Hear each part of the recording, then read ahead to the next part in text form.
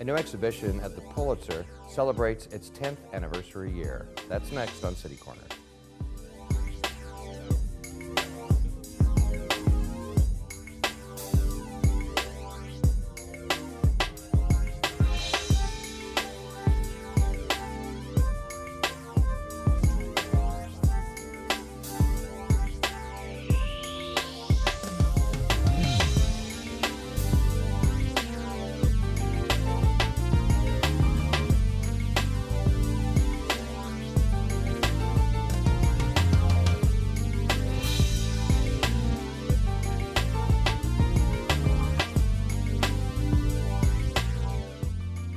Potter, and welcome to City Corner.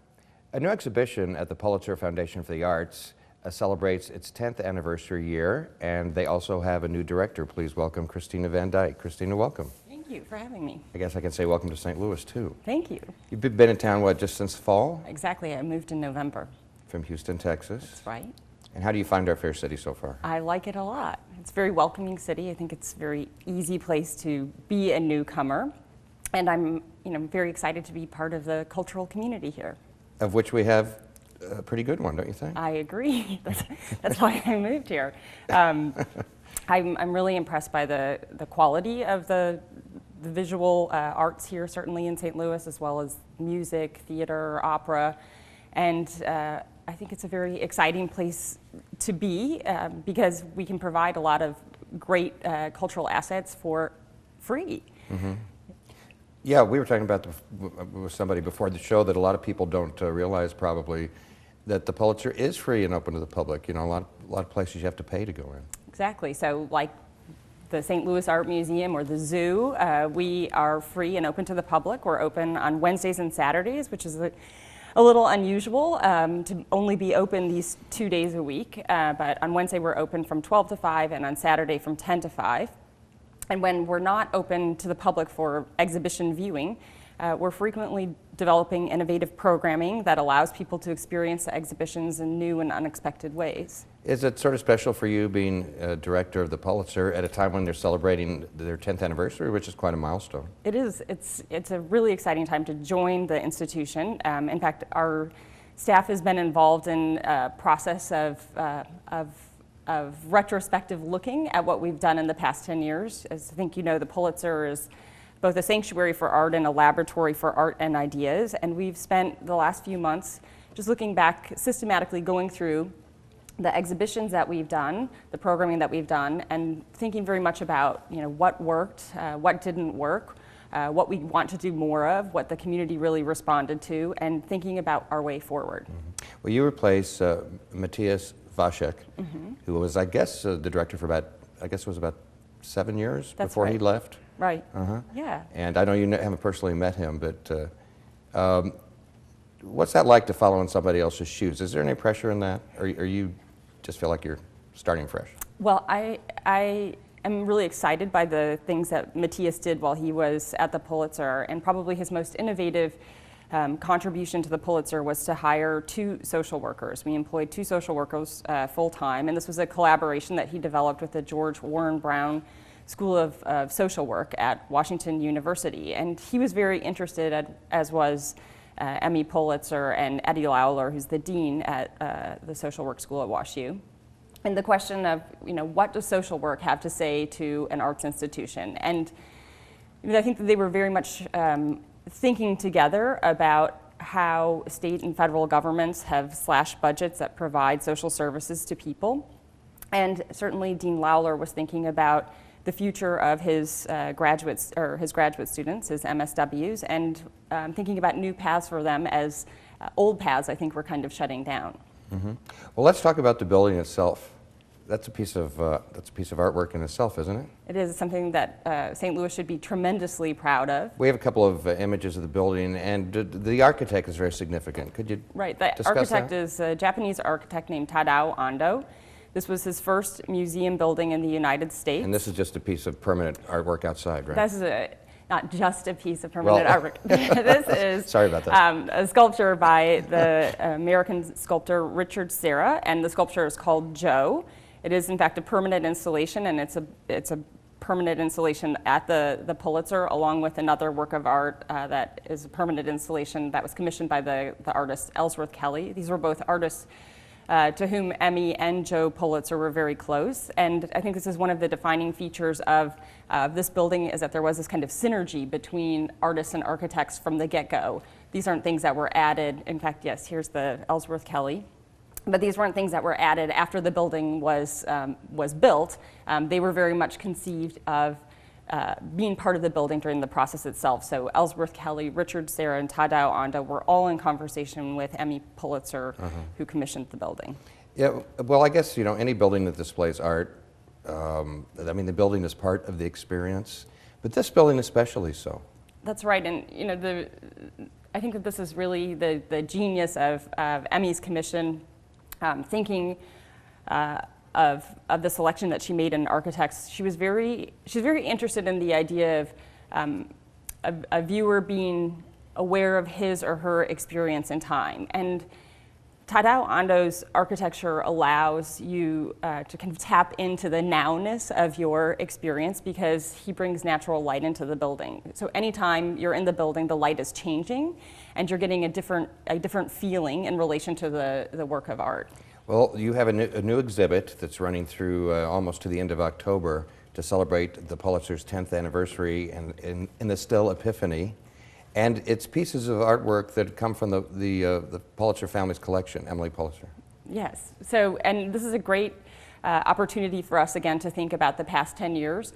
The inaugural exhibition at the Pulitzer, when it opened in 2001, was curated by Emmy Pulitzer, and she curated her own collection. And I think you probably know that Emmy's background is as a curator of art, and the choices that she made are ones that look very much like the ones a curator would make. So she chose probably the most celebrated examples of works of art by artists like Picasso or Lichtenstein or others. And she had I think a more formal kind of presentation of the works of art in the building.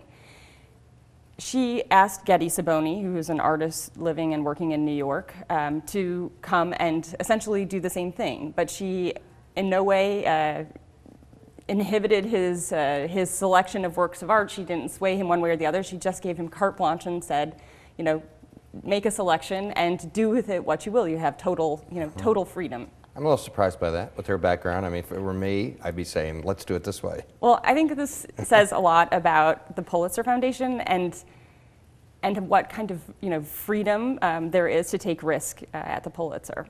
We're going to take a look at some of that artwork a little bit later in the program, because you brought along some examples.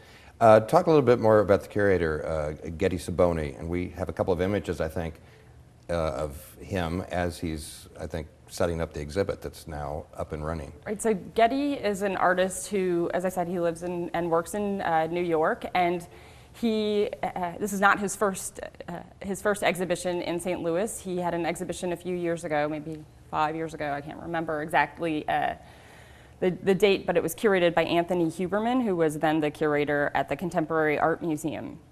Emmy Pulitzer had come to know his work prior to that, and she'd actually started collecting his work. He's an artist who works with things that we might consider the kind of detritus of everyday life. So he'll take a piece of cardboard, he'll take a sheet of plastic, he'll take a carpet scrap, and he puts them together in this incredible, delicate way, so that there's something almost kind of ephemeral about the way his sculptures come together. And he brings a kind of beauty to everyday materiality, and really, my experience of his work is that it really forces you to sort of slow down and think about the relationship of shapes and materiality and the space that you inhabit with the sculpture itself. And in the art world, he has quite a reputation. He does. He's doing quite well. Yeah. So this exhibit in the Still Epiphany, which runs through October, how long does it take to? I know you've only been in St. Louis less than a year, but how long does it take to put together an exhibition like this? I mean, what does it take? This is a great question, and in this case, certainly the timeline was probably more flexible or accelerated, because so many of the works of art were coming from Emmy's private collection. But there are also loans from Harvard University Art Museum, the St. Louis Art Museum, and the Kemper, because the Pulitzers have given gifts to those institutions over time, and they very generously lent them to the Pulitzer for this exhibition. Whenever you're lending or asking to borrow from another institution, you need to give them considerable lead time. So most institutions like at least a year in advance to entertain these requests, and that allows them to get the works of art ready to change them out if they're on view, in their own galleries, and to prepare them in terms of conservation. So that's just creating the checklist, the kind of conceptual backbone of the installation. But then there's a lot of design work that goes into presenting the works of art. So cases need to be made, mounts need to be made, and then you also want to you want to create some wiggle room so that when you're actually in the space itself, you have certain ideas. You've made models. You have an idea of what you think the exhibition will look like. But once you get into the space, sometimes the works surprise you, or they don't work as well as you thought one might, and you might want to switch one out or kind of move things around. So you want to give yourself some kind of window of opportunity to make changes and to just react to what's happening in the space. So how long was Getty Saboni, the curator, actually on the scene, actually in town? So he was here installing for 2 weeks, but he had been working on the show for over a year and had made visits here to meet with our very, very talented staff. His installation involved a lot of display furniture that he designed specifically for the works of art, and as I think the installation shots will show, these aren't kind of standard square pedestals, and so that required a lot of back and forth between our staff and Getty. So when we say that the work in this exhibition comes from the personal collection of Mrs. Pulitzer, one might think, oh, does that mean she has it in her house? But no, these are things she might have scattered around the country and being shown in other institutions? So it's a combination of both. These are works that she still privately owns and lives with. Many of the works in the exhibition would fall under that category. But as I said, she and her late husband have been very, very generous to institutions like the Harvard University Art Museum, the St. Louis Art Museum, and the Kemper. So it's a combination of all of those things. And her husband, Joseph Pulitzer, Jr. That's right. Right. We have a long history in St. Louis. Exactly. And other places. Well, we're going to take a look at some of the work that's in that exhibition when we come back in just a few minutes. We're talking about the Pulitzer Foundation for the Arts and a new exhibition celebrating their 10th anniversary. We'll have more City Corner right after this.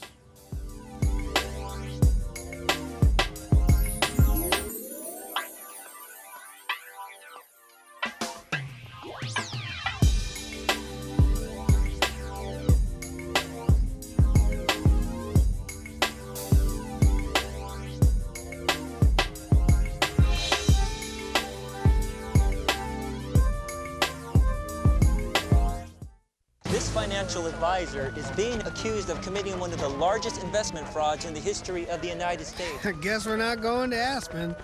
That's fine.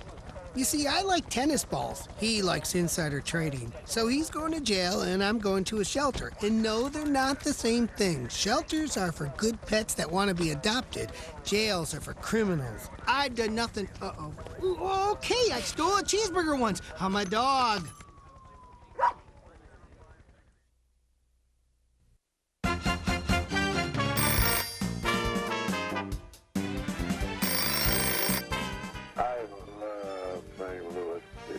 I love your show. I think it's a lot of fun.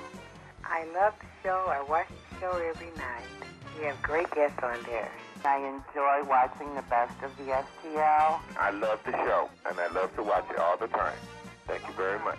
I just recently started watching the program, and so far I have really enjoyed it.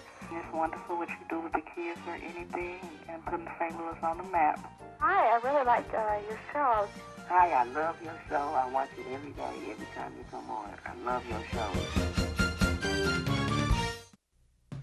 We may get to enjoy retirement, but our old cell phones shouldn't. Recycle them. It's easy, it's free, and it's good for the environment. Hi, this is Richard Garn. Please answer the call to recycle.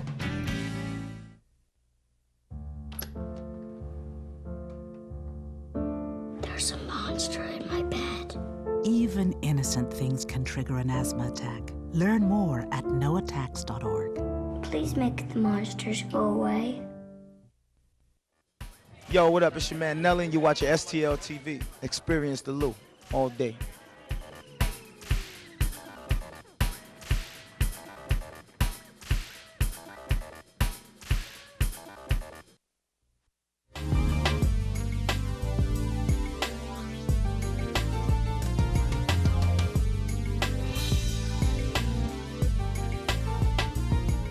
I'm Steve Potter, and welcome back to City Corner. We're talking with Christina Van Dyke. She's the director of the Pulitzer Foundation for the Arts. They're celebrating their 10th anniversary year with some other things going on, but the main thing is an exhibition of artwork from the Pulitzer family collection, Emily Pulitzer. That's right. Right. And you are doing other events, by the way. Yes, we have a lot of programming that's developed around any exhibition we do, and I would urge viewers to just check out our website. But one of the most exciting things we will do in conjunction with our 10th anniversary is host our first ever symphony festival, and that takes place in mid-June. It's a collaboration with the St. Louis Symphony, and it honors a program that was developed over the past 7 or 8 years. David Robertson, the artistic director for the symphony here, the music director for the symphony here, has developed a series of concerts in conjunction with our exhibitions. It's a subscription series. And in honor of our 10th anniversary, a number of the works that have been performed in the past will be re-performed in June, along with new work added. Right. So the symphony just did some work with Reflections of the Buddha, which was just recent. That's well, right. Yeah, so this was part of this ongoing series that we have, the subscription series. And it's, these are very, very special events for us and for our visitors because they allow visitors to experience the exhibition in a new way. So the concerts actually take place in the exhibition space itself. We transform the exhibition space into a kind of mini auditorium. The audience is capped at about 100 people, so it's a very intimate experience. And like I said, it really allows, I think, people to have a new point of access to an exhibition. So not purely visual, not purely architectural, but bringing in the music. All right, just to recap before, and we're going to look at some of the artwork that's in this current exhibition in just a moment. Before we do, a little recap on the building. We have a couple of images of that located in Grand Center. It's become a very important part of Grand Center. And the way Grand Center is developing with other art spaces, galleries, performance spaces, it's a great place to be, don't you think? It is, and as I said before, it's a very important landmark in St. Louis. It's something that St. Louisans should be very proud of. It's Tadao Ando's first museum building in the United States. He had done a little bit of work inside the galleries at the Art Institute in Chicago, and subsequently has built a museum in Fort Worth and at the Clark Art Institute in Williamstown. Well, now, you have a background in this, obviously. You came from Houston. That's your last place of employment. How does the Pulitzer building compare with what's in other major cities in this country? So I was very spoiled, in fact, to work in a Renzo piano building in Houston. I worked at the Menil Collection, and at the Menil, the way that that institution shows art, again, taps into this experience of natural light. I would say that the Menil and the Pulitzer are kindred spirits. It probably has a lot to do with how I ended up at the Pulitzer. Mm-hmm. These are both institutions that tend to show art in a very minimalist way. And so that means, almost no didactic material at the Menil Collection, whereas at the Pulitzer, I would say we're even more radical in that we don't provide any kind of text on the wall whatsoever. You can pick up a gallery guide to help you identify works as you move through the exhibition. But in both places, the idea is really that you are capable of having your own experience with art, and that experience comes from looking and engaging and letting your mind wander. And so I think both institutions architecturally grant tremendous freedom to viewers, and in terms of the way they display art. How long were you in Houston? I was there almost 7 years. Really? Well, you've gone through your first St. Louis winter, and we really didn't have one this year. So I liked it. Wait till next year. Yeah, we can do a repeat of that. It's got to be a lot different than Houston, I'm sure. It is. And your background actually is in what, African art? That's right. I did my graduate work in African art history, and I studied the art and architecture of Mali, a country in West Africa. All right, let's look at some of the artwork that's featured in the Still Epiphany. at the Pulitzer Foundation for the Arts, all part of the collection of the Pulitzer family. And there's our first piece. That's right. This is one of my favorite works in the show. It's a self-portrait of the artist Vuillard, and it comes, it's dated, I think, to the late 19th century. It's, I think, circa 1892. This is an incredibly intense little portrait. I don't think it probably will translate perfectly on television, and so I would urge viewers to come in and see it themselves. It's a very intimately scaled work, and it's very intense because the figure, Vuillard, is placed in a very shallow space, and his face almost kind of blurs in relation to the other areas that are painted around it. And so there's something very kind of frenetic and intense about this work of art. And it's, of course, always interesting to think about how an artist sees himself. I mean, this is a self-portrait. You say intimate. Is that what your way of saying that's a small piece? It's a small piece, but it's also the space itself is a very kind of domestic feeling space. You can kind of see this trace of what looks like a wallpaper or sort of painted border. The space that's represented in the work itself is very tight, so it makes it feel like you're really up close in a very intimate way with the artist, confronting the artist. Let's go to the next one.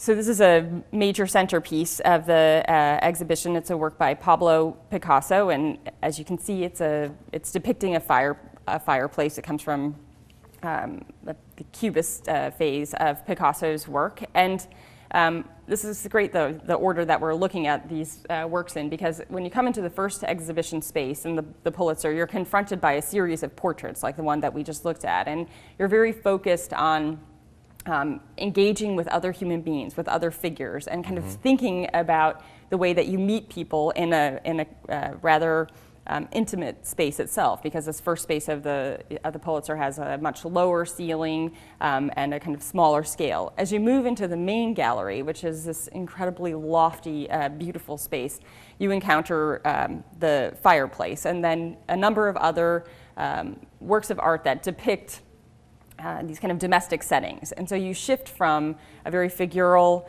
introduction into a gallery where the tone of the gallery is set by these references to domestic spaces. So Christina, for those people that haven't been there, is it important the order of the rooms that you go in when you go into the Pulitzer? I mean, can you just walk anywhere, or is there a path to follow? There is a path to follow. Certainly, when you come in, there's only one way to come into the building. But then, this goes back to what I was saying earlier about the kind of generosity of the architecture. You are really free to wander and discover the building on your own, and this is very intentional on the part of the architect. Let's look at more work from the Epiphany. What is it? In the Still Epiphany. In the Still Epiphany. I'll spit that out. This is a gorgeous painting by Pierre Bonnard. It's Still Life with Ham, and it comes from about, I think, 1940 is the date on this. And this is a work of art that is just totally activated by the sunlight in the main gallery. Because of the colors, you mean? The colors are amazing. It almost reads as like a mosaic. You can't tell where one bit of color begins and the next ends. And there's these kind of violet colors, these deep reds, just this gorgeous range of color. Bonnard was a great colorist. Let's go to the next one. This is the opposite of that. This is and comes from kind of shockingly not that much later. I mean, we were looking at a painting by Bonnard from 1940, and here we're looking at a work from Lucio Fontana from the 1960s. I think this work comes from 1966. And this is a work that is placed in our Q gallery, so it's at the end of the long exhibition space. And Fontana was an artist who was very interested in kind of taking painting off the wall and thinking about the relationship of painting and sculpture. And so there's a cutout element, that kind of black frame with the scallop that actually projects out into the space. And Fontana would also make slashes in his canvases or puncture them in some way to kind of create a sense of space moving through a work of art. I think we have 4 more to look at. Let's try to see those in the minutes we have remaining. This is one of the most mysterious works of art in the exhibition, and I wish I could tell you more about it as an Africanist. It comes from around 5,000 BC or 2,500 BC, somewhere in that range. It came from the desert area in Niger and in West Africa, and unfortunately we know very little about these works of art. This is a very tiny work of art. You can kind of almost put in your hand. This is a portrait by Paul Cézanne, who of course is a very famous French artist. It's a portrait of Jules Peyron. And as I understand it, this gentleman stood up in Cézanne's wedding. He was a witness in his wedding. This is also in the first gallery. And then this is a work by Redon, who was a symbolist. It's called The Wind. And this, again, a very mysterious painting. This kind of disembodied head kind of emerges from the darkness. Sort of eerie. Yes. And we have one more. And this is by an artist named Rosso, who was an Italian artist. It's called The Golden Age, and it depicts a mother kissing a child. It's a sculpture, and the way that it's displayed at the Pulitzer, you can actually see the back as well as the front. Again, like the Redon that we were just looking at, you can see there's almost a sense of something kind of emerging, coming into being. This is a fascinating exhibition, and I think there are almost 50 different pieces of art in all on display at the Pulitzer Foundation for the Arts until October 23rd, I think it is. Free and open to the public on Wednesdays and Saturdays. Also, Ann Hamilton, she did an interesting project at the Pulitzer, was it last year? And you're doing a book about that, are you? Yeah, so the book related to that exhibition, Stylus, has recently been published and is available at the Pulitzer, and I believe it can also be accessed through our website. Well, we'll have information about how to reach your website. We hope people will come by and see it. And Christina Van Dyke, welcome to St. Louis, and I hope you enjoy your tenure here. I hope it's a long and productive one for you. Thank you, and thanks for having me on the show. It's been our pleasure. Thanks so much. That's In the Still Epiphany at the Pulitzer Foundation for the Arts, October the 23rd. I'm Steve Potter. That's all the time we have on Cityscape today. Thanks for being here and joining us. See you next time. Bye.